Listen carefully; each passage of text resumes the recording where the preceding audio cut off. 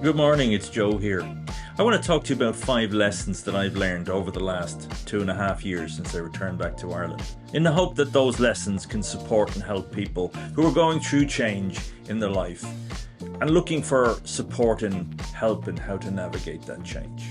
I'm going to talk to you about what I did and how these 5 steps helped me. Lesson number 1 is about change. Change takes time. Change can be overwhelming. Change can be sudden. And not everybody understands what goes inside your head or goes on inside your head during times of great change or substantive change in your life. When I left the UK, having spent a number of years abroad, I returned back to Ireland 2.5 years ago. And my goal was to live in Ireland, bring my young son back here for an education, and to start a new chapter. So I just did it because that's what I did. I booked the movers, organized the ferry, booked the tickets, removed the tenants from my house, and moved. It all happened very quickly. That was change. It was only when I got here and sat here that suddenly it dawned on me that I'm in a completely new chapter in my life. Now, I hadn't made any plans for what I was going to do when I got here. I had a long career behind me in senior management in construction industry. So organizing, planning stuff, that wasn't going to be a problem. You know what the problem was? The problem was I didn't know what I wanted to do exactly. Did I want a job? Did I want to build my own business? Did I not want to work? Not really an option, but this is change. So I went through this roller coaster of emotions of not knowing, not understanding, even though I should understand. I've spent years building businesses, organizing, structuring companies, managing substantively large teams of senior managers and at all levels. So you'd imagine that I'd have my head together when it came to organizing something as simple as the rest of my life. So what did I do? What I did was nothing for the first few months. I hung curtains, I mowed the lawn, I got to know the neighborhood that I was living in because I bought a house that was off the plans and I was abroad when I bought it, so didn't even know the neighborhood. So I spent that period of time doing that. Then something else crept in, and this is lesson number 2. Worry. I was worried and I didn't even know why I was worried. What was I worried about? I was actually feeling guilty for not working. I was feeling anxious about money because when you work, you make money. I was feeling anxious about all of those things. And there was stuff I was feeling anxious about. I didn't even know what I was feeling anxious about. I was just feeling anxious. Because I had been the guy who, for a great many years, had had a plan, a game plan. I worked with major companies. I worked through the ranks of those companies to the highest levels in those companies. The game plan was straightforward and simple. Work hard, learn more, train people, bring projects in on time, on budget, get promoted, move to the next level, learn new skills within the company. That was a game plan. That was there. I followed that and I played that very well. I did well at that. But now I was in this world where I was sitting at home, set up an office. For what? Now I'm worried that I spent all the money setting up the office. Do you know what sorted out worry was something I knew, always knew, because I planned and worked it all my life, was that clarity kills worry. If you know what you're doing and why you're doing what you're doing, then worry fades away because with clarity comes a game plan. So be clear, be sure. This is the lesson I learned from myself. When you're clear about your role, when you're clear about the function that you play in society, in your life, in your family, in your business, then you don't worry because you know what you know. You bet on yourself. And when you bet on yourself, nobody can beat you. So the answer to the lesson number 2 for me was clarity. Something I always knew, but I wasn't applying it because I was in a different environment. And that different environment confused me, at least for a short period of time, because I was working to a game plan I made, not somebody else made. I wasn't following someone else's plan, I was following mine now. And although I was very capable of making plans, goodness knows the amount I've made over the years, suddenly I was in an environment where I could get up in the morning or get up later, I could go to exercise or I could not. I could eat this, I could eat that, I could stay up late because I didn't have to get up in the morning. This was like for a man of my age, it was like a child in a toy shop or a sweet shop. So getting back to the end of this one, lesson number 2 was worry. Worry is fixed with clarity. Now, those are easy words, but how do you fix them with clarity? That leads me well into lesson number 3, habits, the importance of habits. And people roll their eyes up to heaven and I'll go, here we go again, habits. I've heard this one before. I read a book because I had time to do that now. A new habit that I'm very glad I applied to my life now is just daily reading, educating myself. But I read a book from a guy called James Clear called Atomic Habits. It resonated so much with me, not because there was actually anything new in it, but because I had applied so much of this throughout most of my life.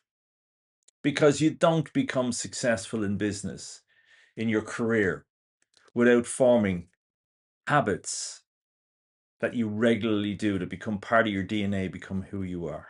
So, in order for me now to get that clarity sorted out, I needed to get into some proper structure, some habits. And I started to look at that very clearly and very closely. And I hadn't really done this before. Now, that may make me an idiot or whatever, but I don't know. But I'm suddenly looking at me in my life.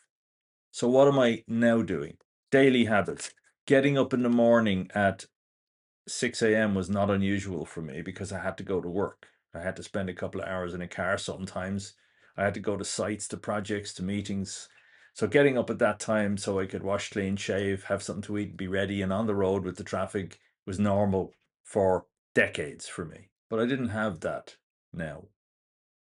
Literally, I got up in the morning and came downstairs to my office. I was in my gym shorts while I was working away. So I didn't need that habit, but I formed it anyway. I decided that I'm getting up now at 7 a.m. every morning, whatever happens. I'm not getting up at 5 a.m., much as all these wonderful CEOs across the world are telling you how that will change your life. I have a habit. I get up at 7 a.m. every morning. 3, sometimes 4 mornings a week, depending on how the week works, I exercise. That's another habit I have. I didn't do that. I have muscles in places that I didn't know I had. I know it took a while, but hey, I got there. So exercise became a habit. Then I started looking at my food because I made a list. I have a whiteboard here next to me here. I made a list of the things that I should be doing that I should be doing correctly. I never took the time to do that before. Me, Joe Savage, was always the last thing on the agenda when it came to getting stuff done. The work, the family, the structure, the whatever always came first. That was a culture that I had bought into for many years. So going back to what we're talking about here now, food. You know what? I never knew what a balanced diet was. I know that sounds crazy. You hear all these things that in conjunction with a balanced diet, you can blah, blah, blah.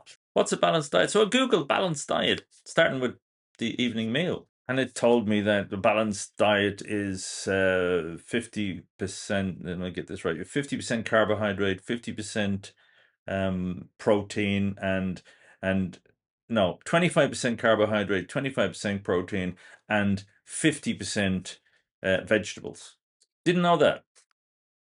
Now the portion sizes are important as well, but just getting back to that, I didn't know that. So then I started Googling vegetables and what's the best vegetables, and the greeny stuff is the best vegetables. The really colored vegetables are the best vegetables. Then I started looking at what's the right measures, etc. So I started looking at food.